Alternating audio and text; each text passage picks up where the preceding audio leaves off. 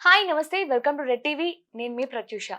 కూకట్పల్లిలో జరిగిన సహస్ర హత్య కేసు తెలంగాణలో మొత్తం కూడా సంచలనం సృష్టించిందని చెప్పొచ్చు. అయితే ఈ కేసులో ఎన్నో మలుపులు చోటు చేసుకున్నాయి. మొదట తన తల్లిదండ్రులు చంపారని, లేదు ఆ ఇంటి ఓనర్ యొక్క కొడుకే చంపారంటూ, లేదు పైనింటి వారు అంటూ కూడా చాలా వార్తలొచ్చాయి. అయితే ఫైనల్‌గా 10th క్లాస్ అబ్బాయే హత్య చేసి హత్య చేశారని చెప్పేసి పోలీసులు నిర్ధారించి తనని కస్టడీకి కూడా తీసుకున్నారు.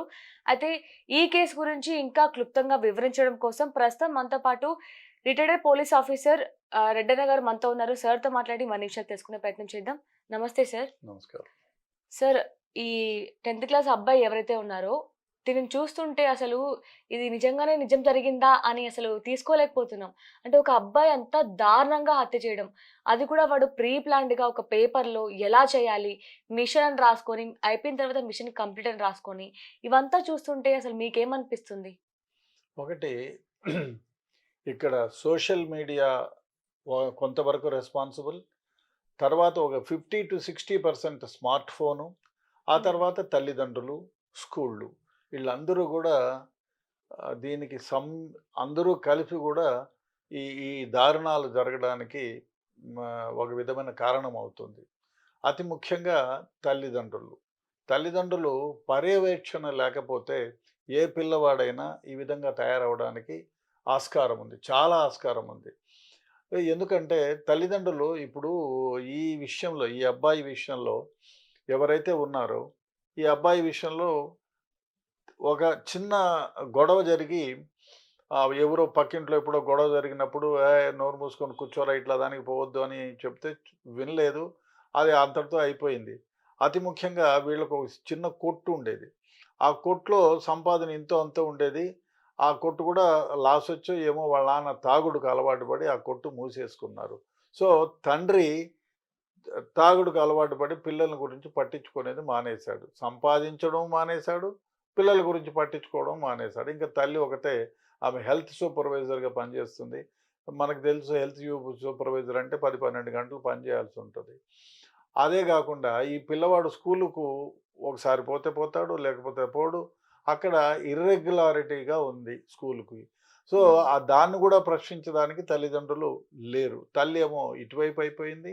తండ్రేమో దుర్వ్యసనానికి లోనై పిల్లవాడు ఏం చేస్తున్నారు, వాడి క్యారెక్టర్‌ని ఎలా మలచాలనేటువంటి భావన తండ్రిలో లేకుండా పోయింది.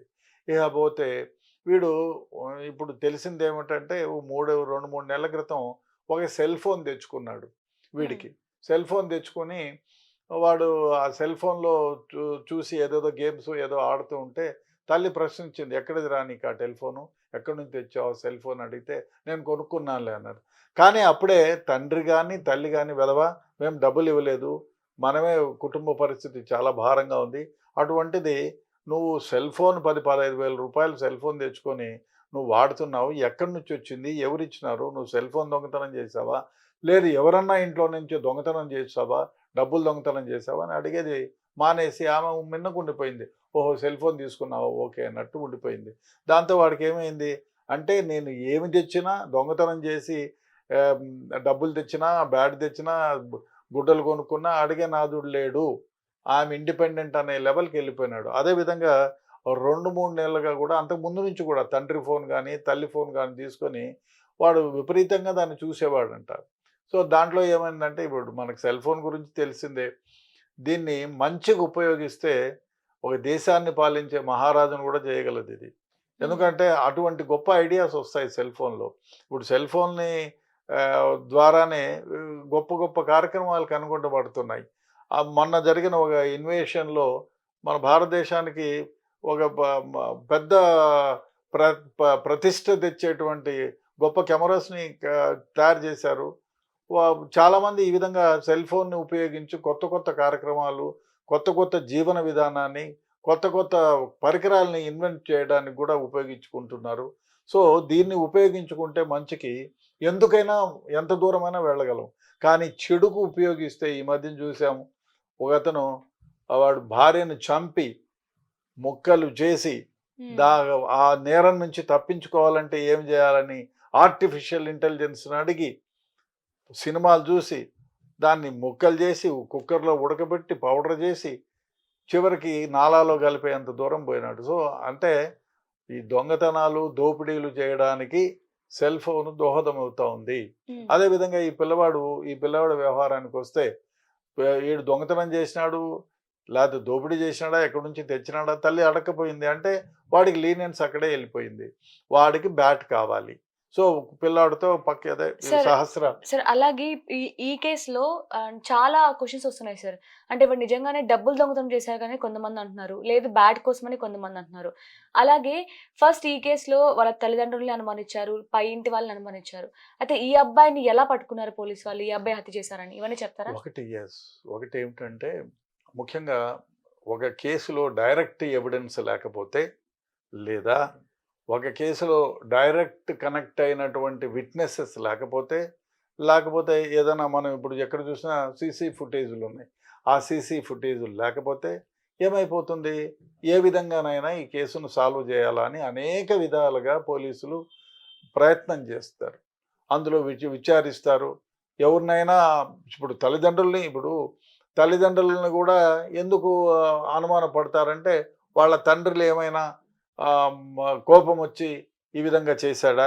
అదో అవకాశం ఉంది. లేదు, పాప చెప్పిన మాట వినలేదు, ఎదురు తిరిగింది, ఆవేశంలో తండ్రి ఒకవేళ తాగుండో ఏమో ఒక దెబ్బ వేస్తే ఈ అమ్మాయి చనిపోయిందా? ఇట్లా అనేక రకాలుగా తల్లిదండ్రులను కూడా అనుమానిస్తారు. పక్కింటోళ్ళని అనుమానిస్తారు, చుట్టుపక్కల ఇళ్ళని అనుమానిస్తారు. ఆ దారిన పోయి కాసేపు ఆ ఇంట్లోకి పోయి ఎవరితోనో వేరే వాళ్ళతో మాట్లాడొచ్చినా వాళ్ళని అనుమానిస్తారు. ఈ విధంగా అనేక రకాలైన అనుమానాలు ఉంటాయి. అనుమానితుల్ని అందరినీ కూడా ఎలిమినేట్ చేస్తూ పోవాలి. దీంట్లో ఒక సాఫ్ట్వేర్ ఇంజనీర్ ఇప్పుడు work from home. So yeah! ఆ సాఫ్ట్వేర్ ఇంజనీర్ ఇంట్లో పని చేసుకుంటున్నాడు. ఈ అబ్బాయి అంటే వాళ్ళకి అర్థమైంది ఏమంటే 9 వరకు తల్లిదండ్రులు ఉన్నారు ఇంట్లో. 9 తర్వాత వాళ్ళు వెళ్ళిపోయినారు. అమ్మాయిని క్యారియర్ ఇమ్మని పంపించారు. అది క్యారియర్ ఇవ్వకపోతే తండ్రి వచ్చి చూస్తే ఈ అమ్మాయి రక్తపు మడుగులో చనిపోయి ఉంది. సో ఆ అబ్బాయి చంపిన పోలీసులు పిఎంలో జరిగింది ఏమంటే బిట్వీన్ 9:30 to 10:30 ఆర్ 11 o'clock లోపలనే ఈ అమ్మాయి మర్డర్ గావించబడింది అని తెలిసిపోయింది. సో సీసీ ఫుటేజ్లు చూసినారు. ఎక్కడ ఎవరు అనుమానాస్పదముగా కనిపించలేదు. సరే ఏమిటి ఈ అబ్బాయి చెప్పాడు, సార్ వీడు పక్కింట్లోకి దాటుకొని వచ్చి తాడ్చాడుతున్నాడు, వచ్చేటప్పుడు కూడా ఏదో ఒక రకంగా వచ్చాడు అని చెప్తే ఫస్ట్ వీడిని చూశారు. ఫస్ట్ ఇంటరాగేట్ చేశారు పోలీసులు. వాడు నాకేం తెలియదని చెప్పేటప్పటికి పిల్లోడు కదా అనే ఉద్దేశంతో అందులో కత్తిపోట్లు 21 కత్తిపోట్లు పొడిచాడు. అందులో కూడా డీప్ ఇంజురీస్. సో దానిలో ఈ పిల్లవాడికి అంత సాహసం ఉంటుందా అనే దృష్టిలో వాడిని ఇగ్నోర్ చేశారు. తర్వాత మళ్ళీ ఇంకోసారి ఈ అబ్బాయి ఆ టైమింగ్లో వీడు పక్కింట్లోకి అప్పుడప్పుడు కూడా ఇంట్లో పైకి ఎక్కడ సీసీ ఫుటేజీలు లేవు కాబట్టి ఇంట్లో పైకి ఈ మధ్యదారిలో నుంచే గోడలు జంప్ చేసి పోతాడు అని చెప్పేది చెప్పిన తర్వాత మళ్ళీ ఇంకోసారి ఈ అబ్బాయిని ఇంటరాగేట్ చేస్తే ఒప్పుకున్నాడు. నేనే చేశాను, బ్యాట్ కోసం పోయాను. ఆ అమ్మాయి బ్యాట్ తీసుకొని ఇంట్లో ఆ అమ్మాయి టీవీ చూస్తూ ఉంది. నేను కిచెన్లోకి వెళ్ళాను, బ్యాట్ తీసుకున్నాను. వచ్చే సమయంలో ఆ అమ్మాయి వచ్చి నన్ను దొంగతనం చేసి బ్యాట్ తీసుకుపోతున్నానని గుర్తించి నన్ను బట్టలు పట్టేసుకుంది. నేను తోసేశాను. అమ్మాయి వెనకబడిపోయింది. సో అమ్మాయి ఇంకా గట్టిగా దొంగ దొంగ అని అరుస్తుంది.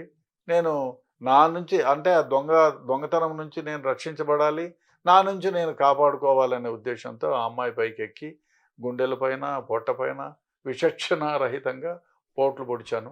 అందువల్ల పోట్లు పొడిచేసి వచ్చాను. వచ్చిన తర్వాత ఆ కత్తిని కడిగేసి ఫ్రిడ్జ్ పైన పెట్టాను, నల్ల పిండి ఉండే కత్తి. అదేవిధంగా ఆ బట్టలను కూడా ఆ సోప్ వేసి అంతంత పిండి బయట వాళ్ళమ్మ ఇంట్లోకి వచ్చేటప్పుడు వాళ్ళమ్మ గమనిస్తుందా అని ఆలోచన చేసి బయట బట్టలు ఆరేసింటే వాందే టీషర్ట్ ఆరేసింటే అది అడ్డం పెట్టుకొని వచ్చినాడు రక్తపు మరకలు కనపడుకోకుండా.